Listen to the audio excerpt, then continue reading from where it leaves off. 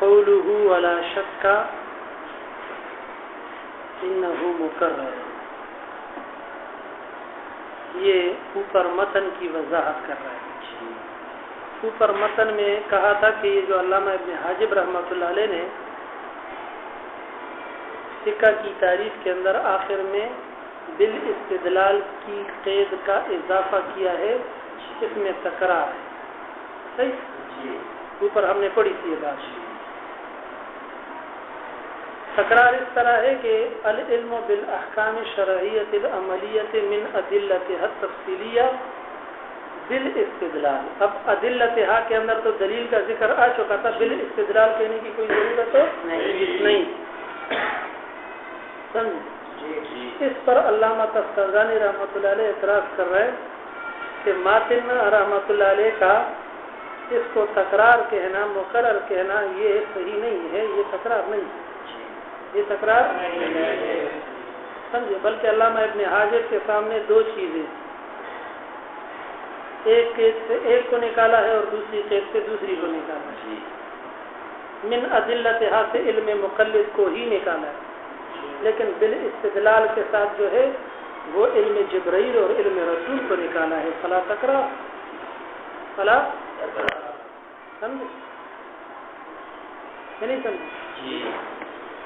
کیونکہ جبرائیل علیہ السلام کا علم اور رسول علیہ السلام کا جو علم ہوتا ہے وہ من ادلتها نہیں ہوتا ہے، بات سمجھ نہیں، دلیل سے نہیں ہوتا ہے، دلیل کے ساتھ ہوتا ہے۔ منت دلیل نہیں ہوتا ہے، معد دلیل ہوتا ہے، یعنی دلیل سے اس کا اکتساب نہیں ہوتا ہے، اکتساب بالنظر نہیں ہوتا ہے، سمجھو کہ دلیل میں نظر کی جائے پھر اس کو حاصل کیا جائے۔ آیا دیکھو پہلے نہیں ہے شک اس بات میں کہ یہ مقرر ہے، گیا ہے ابن حاجب اس بات کی طرف کہ حصول علم احکام کے ساتھ ادلہ سے، یعنی الی ان حصول العلم بالاحکام ان الادلہ، کہ وہ علم جو حاصل ہوتا ہے احکام کا دلائل سے، اس کی دو قسمیں ہیں۔ قد یکون بطریق ضرورت، کبھی کبھی وہ کیا ہوتا ہے بطریق بداہت کے ہوتا ہے، ضرورت سے مراد کیا بدیہی ہوتا ہے، کا علم جبریل اور رسول علیہ السلام، جس طرح علم جبریل اور رسول علیہ السلام کا، صحیح۔ وقد یکون بطریق الاستدلال والاستنباط، اور کبھی وہ استدلال اور استنباط کے طریقے پر ہوتا ہے، جس طرح علم مجتہد کا، جس طرح علم مجتہد کا، سمجھ میں آیا؟ تو کہتے ہیں والاول لا یسمى فقها اصطلاحا، پہلی جو قسم ہے جو من الدلیل ہوتا ہے اس کو فقہ اصطلاحی نہیں کہا جاتا ہے، کیونکہ وہ علم ضروری ہوا کرتا ہے، اور علم ضروری جو ہوتا ہے وہ علم نبی کا ہوتا ہے، اور علم کس کا ہوتا ہے؟ جبرائیل علیہ السلام کا ہوتا ہے، بات سمجھ میں آئی؟ اور علم جو استدلال اور دلیل کے ساتھ ہوا کرتا ہے، سمجھے نا، یعنی دلیل سے ہوا کرتا ہے، وہ علم مجتہد کا ہوتا ہے۔ تو مجتہد کا ذکر کر کے مقلد کو نکال دیا، بدیہی کا ذکر کر کے کس کو نکال دیا؟ رسول اور جبرائیل کے علم کو کیا کر دیا؟ نکال دیا۔ خلاصہ یہ نکلا کہ قیدیں دو ہیں، تو جس چیز سے اعتراض کیا جا رہا ہے اس کی قسمیں بھی کتنی ہیں؟ دو ہیں۔ نہیں سمجھ میں آیا مسئلہ؟ دیکھنا، والاول لا یسمى فقها اصطلاحا، پہلی قسم کو فقہ اصطلاحی نہیں کہا جاتا ہے۔ فلا بد من زیادت قید الاستدلال، یہ تو ضروری تھا کہ زیادہ کیا جائے قید استدلال کا بھی اور استنباط کا بھی، اعتراضا عنہ، اس سے اعتراض کرتے ہوئے۔ والمصنف توہم، اب بات کی طرف آتا ہے کہ مصنف ماتن کو وہم ہوا ہے انہ اعتراض عن علم المقلد، کہ یہ اعتراض ہے دوبارہ کس چیز سے؟ علم مقلد، سمجھے نا، حالانکہ یہ علم مقلد سے اعتراض ہے ہی نہیں۔ فجزم بانہ مکرر، تو اس نے حکم لگا دیا کہ یہ تکرار ہے۔ یہ کیا ہے؟ تکرار ہے، یعنی یہ بالاستدلال کا اضافہ کیا ہے؟ تکرار ہے۔ کیوں تکرار ہے؟ لخروجہ بقولہ من ادلتها التفصیلیہ، کیونکہ علم مقلد نکل چکا ہے ادلتها التفصیلیہ والی قید سے، لہذا ماتن کو کیا ہو گیا ہے؟ وہم ہو گیا ہے۔ ابن حاجب سے غلطی نہیں ہوئی ہے، بلکہ غلطی خود کس سے ہو گئی ہے؟ سمجھے؟ فإن قیل سے اپنے اوپر اعتراض کرتے کیا؟ کہتے اگر مجھے کوئی یہ کہے کہ آپ نے جو کہا کہ ابن حاجب سے غلطی نہیں ہوئی ہے بلکہ کس سے غلطی ہوئی ہے، ممکن ہے مجھے کوئی کہہ دے کہ تم سے غلطی ہوئی ہے. کس سے غلطی ہوئی ہے؟ غلطی آپ سے ہوئی ہے، صدر الشریعت سے غلطی نہیں ہوئی ہے، آپ سے بھی ہوئی ہے، ابن حاجب سے بھی ہوئی ہے. فإن قیل، اگر کہا جائے حصول العلم عن الدلیل مشعر بالاستدلال اذ لا معنى لذلك الا ان يكون العلم محفوظا عن الدلیل فيخرج علم جبریل والرسول علیہ السلام ايضا. سمجھے؟ کہتے ہیں اگر کوئی کہہ دے کہ بالاستدلال اور من ادلتها کا فرق کیا ہے. بالاستدلال کا معنی بھی ہوئے کہ جو علم دلیل کے ساتھ ہو، من ادلتها کا مطلب بھی ہوئے کہ جو علم با دلیل ہو، دلیل کے ساتھ ہو. تو یہ فرق جو تم نے ذکر کیا یہاں پر کہ اس سے یہ مراد ہے، اس سے وہ مراد ہے، اور ماتن جو ہے اس سے علم مقلد کو خارج کر رہے ہیں اور اس سے ابن حاجب علم جبریل اور رسول کو خارج کر رہا ہے. سمجھ میں ہے نا؟ یہ تشریح تو تم نے کی، اوپر تو یہ تشریح کہیں بھی نہیں نظر آئی ہمیں. یہ تشریح اوپر آئی تھی کہیں مثلا؟ یہ تو آپ نے اپنی طرف سے اضافات ملا دیے ہیں. نہیں سمجھ میں؟ تو اگر کوئی کہے کہ من ادلتها کا وہی معنی ہے جو بالاستدلال کا معنی ہے، اور جو چیز من ادلتها سے نکل رہی ہے وہی بالاستدلال سے بھی نکل رہی ہے، اور دونوں کا مطلب ایک یہ کہ وہ علم جو دلیل سے ہو. سمجھ میں؟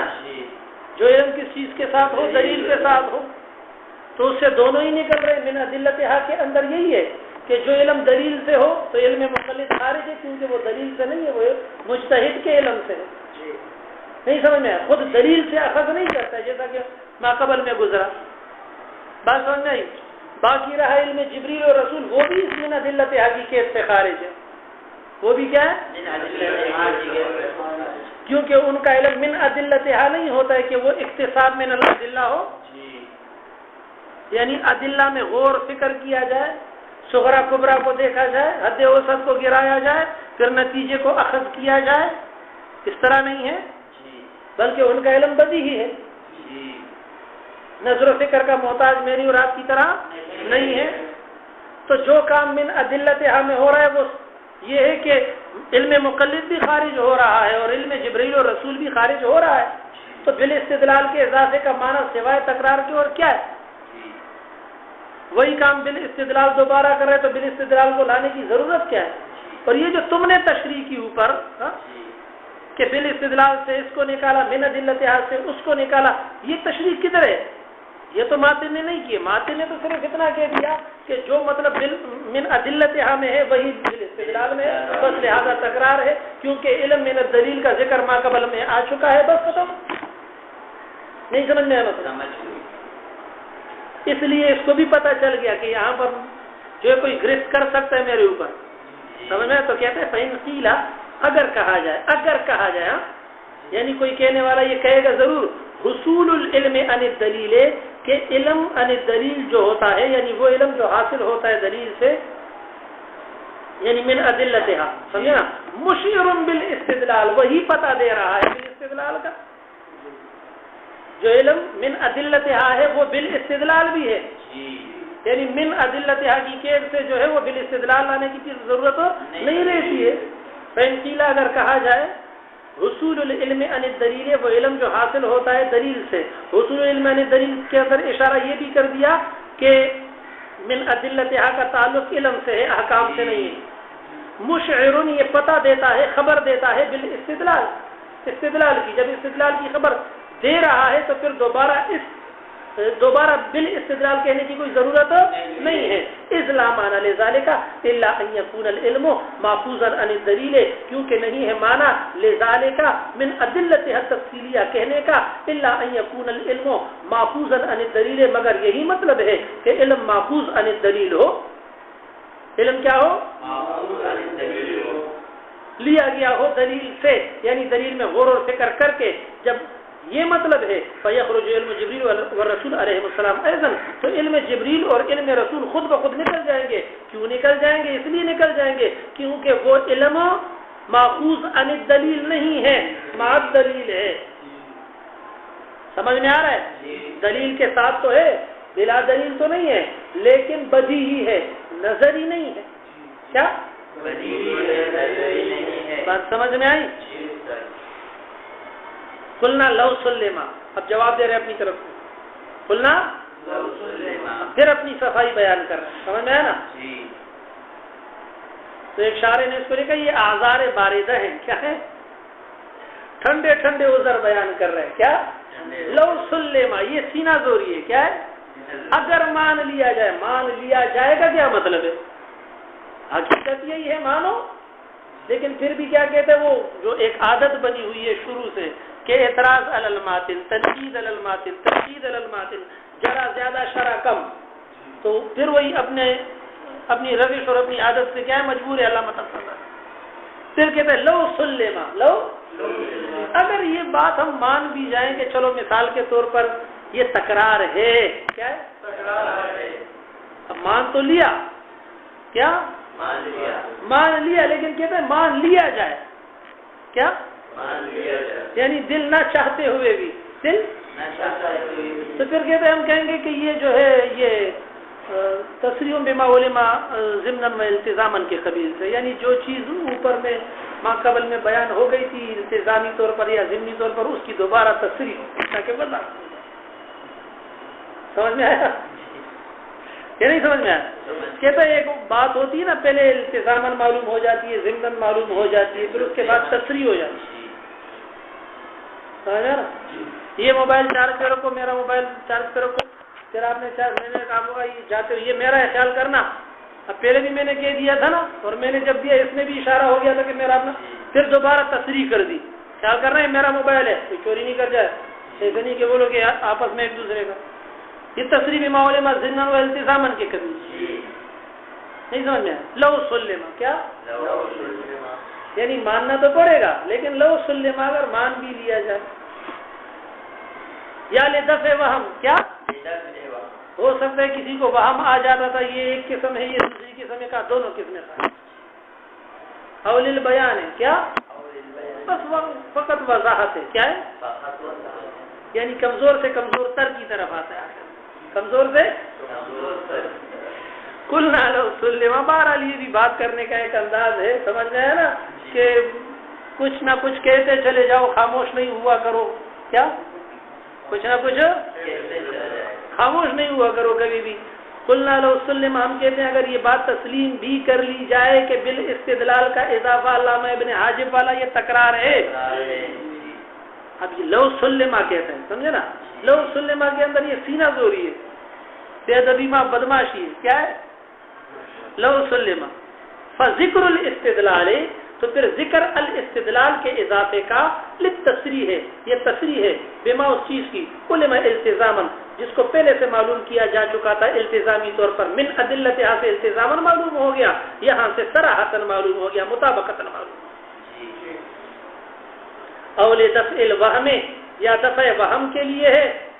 اول البیان، یا وضاحت کے لیے ہے. دون الاحتراز، کیا یعنی یہ قید جو ہے وہ اتفاقی ہے، اعتراضی ہے ہی نہیں کہ اس سے اس کو نکالا جائے یا اس کو نکالا جائے، بس اسی کو دوبارہ نکالا جا رہا ہے اس دو مزید وضاحت کے ساتھ. وہ مثل شان تعریفات، اور یہ باتیں تعریفات میں آتی جاتی رہتی.